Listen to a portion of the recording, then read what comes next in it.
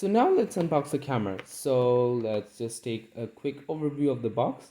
Here we can see that it has Wi-Fi certified, so which means you can connect your phone and access the files and also may be able to control the thing. It also has a HDMI, so it is the mini HDMI.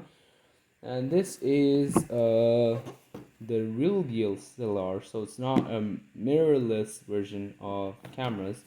It is pretty heavy and it also has NFC. So it has electronical image stabilization for full HD mode, and it also captures up to 3 frames per second. So there's a dot there. And it comes with a lens, so it's not just the sensor itself. So let's go ahead and open the box, and this is what is on the top. And you also have a warranty card that is included. So let's see what else is included. We have a strap, and here's some more paperwork again.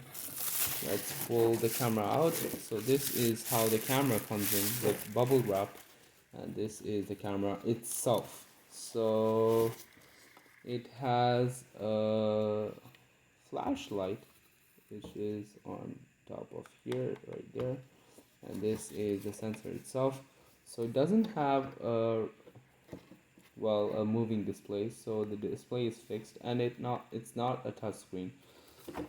And what else do we have in the box? We have a battery that is included, and we also have the lens. So like mentioned before, it is included with the lens. So this is the small lens, so it's 18 to 55 millimeter lens that is included. And what else is included is the charger. It is pretty huge and it is directly mountable to the wall. So yep, that's pretty much it for the unboxing of the camera. Let me just arrange.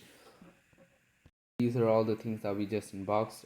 A battery and a charger for the battery, the camera sensor itself, two lenses on different sizes of course, and the strap. So this came separately, and these all came with the camera itself.